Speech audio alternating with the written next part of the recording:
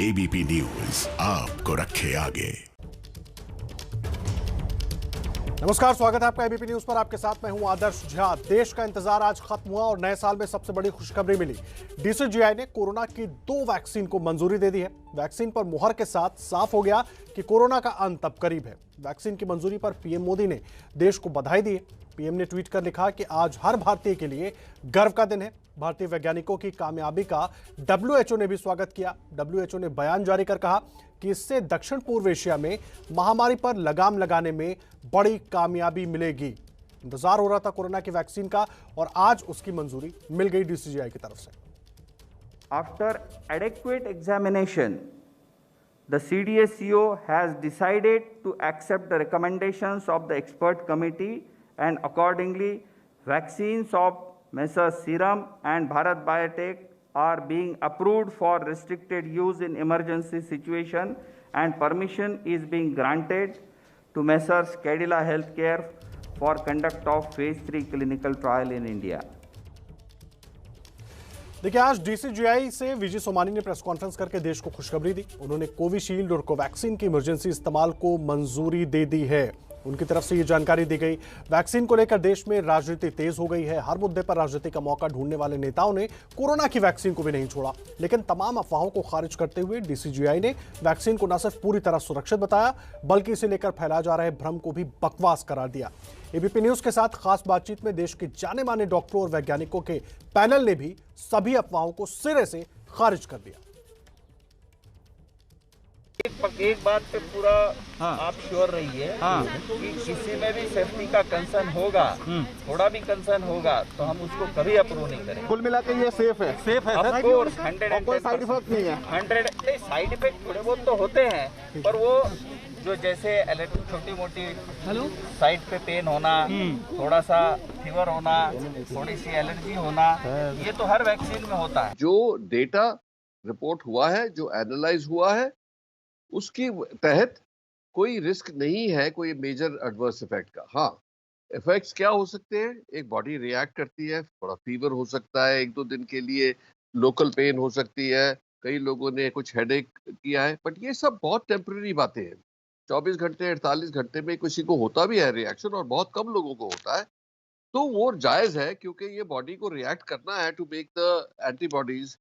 तो इसीलिए हर वैक्सीन में ये प्रॉब्लम होता है। कुछ लोगों को थोड़ा सा फटीग महसूस होगा, लेकिन ये बहुत कम दिन किसी को भी तकलीफ होती है। थोड़ी साइड इफेक्ट जो दिखाई देते हैं वो माइनर साइड इफेक्ट्स होते हैं। जो सीरियस साइड इफेक्ट समझते हैं उनकी वो ऑलमोस्ट नहीं के बराबर अभी तक दिखे हैं। बहुत ही कम लोगों में दिखे हैं। अगर हम सारे लोगों का अगर देखें,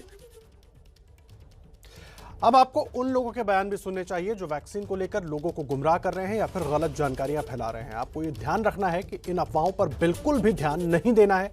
देश के सबसे बड़े डॉक्टर और वैज्ञानिक कह रहे हैं कि वैक्सीन सुरक्षित है, लेकिन कुछ लोग इस पर राजनीति कर रहे हैं। देश को इस राजनीति में बिल्कुल नहीं फंसना है। देखिए, मैं तो नहीं लगवाऊंगा अभी वैक्सीन। मैंने अपनी बात कह दी, और वो भी बीजेपी लगाएगी उसका भरोसा करूंगा मैं? अरे जाओ भाई, अरे अपनी सरकार आएगी, सबको फ्री वैक्सीन लगेगी। हम बीजेपी का वैक्सीन नहीं लगवा सकते।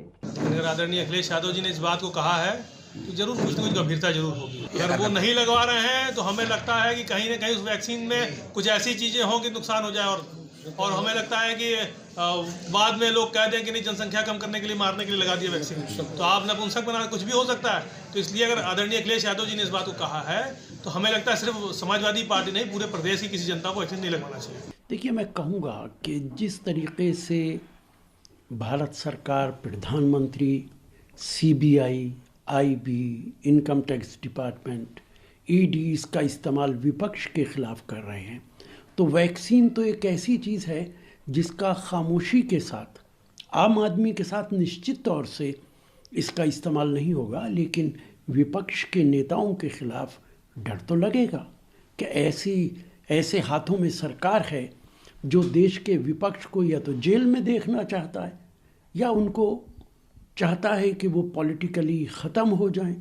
तो अखिलेश जी के बयान में मैं ये कहूँगा कि उसको नज़रअंदाज नहीं किया जा सकता। साइड इफेक्ट्स भी बहुत बताए जा रहे हैं सर, ये सही है क्या? ना साइड इफेक्ट है। देखो एक बात पे पूरा आप श्योर रहिए कि किसी में भी सेफ्टी का कंसर्न होगा, थोड़ा भी कंसर्न होगा तो हम उसको कभी अप्रूव नहीं करेंगे। कुल मिला के ये सेफ है ऑफ कोर्स 100 कोई साइड इफेक्ट नहीं है। 100 साइड इफेक्ट थोड़े बहुत तो होते हैं, पर वो जो जैसे छोटी मोटी साइड पे पेन होना, थोड़ा सा फीवर होना, थोड़ी सी एलर्जी होना, ये तो हर वैक्सीन में होता है। लेकिन सब लोग ये कह रहे हैं कि इम्पोर्टेंट हो जाएंगे, ये भी सही है क्या? ये तो बहुत ही बकवास है।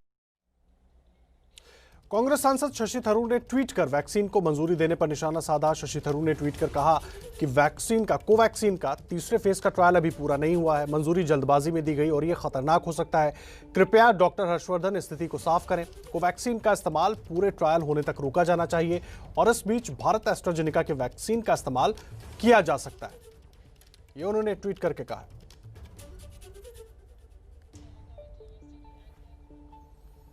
और बीजेपी प्रवक्ता शहनवाज हुसैन ने वैक्सीन पर सवाल उठाने वालों को जवाब दिया। उन्होंने कहा कि वैक्सीन पर संदेह जताने वाले हमारे वैज्ञानिकों की क्षमता पर शक कर रहे हैं, लेकिन समाजवादी पार्टी इस पर भ्रम पैदा कर रही है।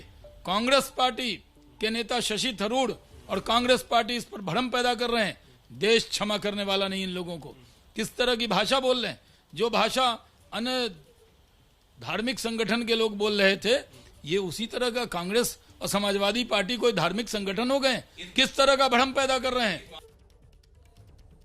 एबीपी न्यूज पर बिहार और छत्तीसगढ़ के स्वास्थ्य मंत्रियों ने वैक्सीन को मंजूरी मिलने पर खुशी जताई। दोनों मंत्रियों ने वैक्सीन को लेकर चल रही अफवाहों को गलत बताया और कहा कि अगर वैज्ञानिकों ने इसे मंजूरी दी है तो इस पर शक बिल्कुल नहीं किया जाना चाहिए। हम लोगों ने केंद्र सरकार से निवेदन किया है कि ये वैश्विक और देशव्यापी महामारी है जिसने 1 करोड़ से ज़्यादा लोगों को प्रभावित कर दिया है। करीब 14-15 लाख लोगों की मृत्यु हो गई है। 1.5 लाख के आसपास लोगों की मृत्यु हो गई है। इसको राष्ट्रीय स्तर पे लेके उनको फाइनेंस करना चाहिए, निःशुल्क उपलब्ध कराना चाहिए। जैसे पहले तो केंद्र के माननीय स्वास्थ्य मंत्री जी ने कहा, लेकिन फिर क्लैरिफाई किया कि नहीं, केवल इतने के लिए, अब अभी इतने के लिए है। तो वो निर्णय केंद्र सरकार को देश के हित में लेना चाहिए। और छत्तीसगढ़ में कैबिनेट में अभी ऐसी बात नहीं आई है। वो मुख्यमंत्री जी निर्णय लेंगे कि अगर केंद्र सरकार की तरफ से ये पहल नहीं हुई तो क्या राज्य सरकार सबको देगी। ये यहाँ पर छत्तीसगढ़ में बात नहीं आई है। हम लोगों ने बिहार में ये निर्णय किया है कि हम बिहार के लोगों को, जब हमको टीका उपलब्ध होगा तो हम मुफ्त में टीका देने का काम बिहार के अंदर करेंगे।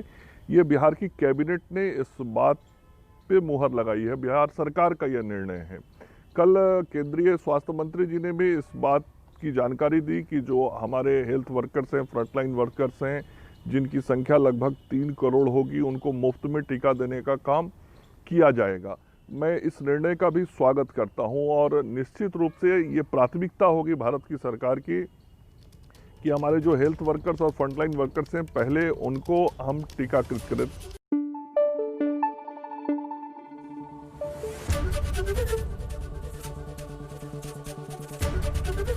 एबीपी न्यूज आपको रखे आगे।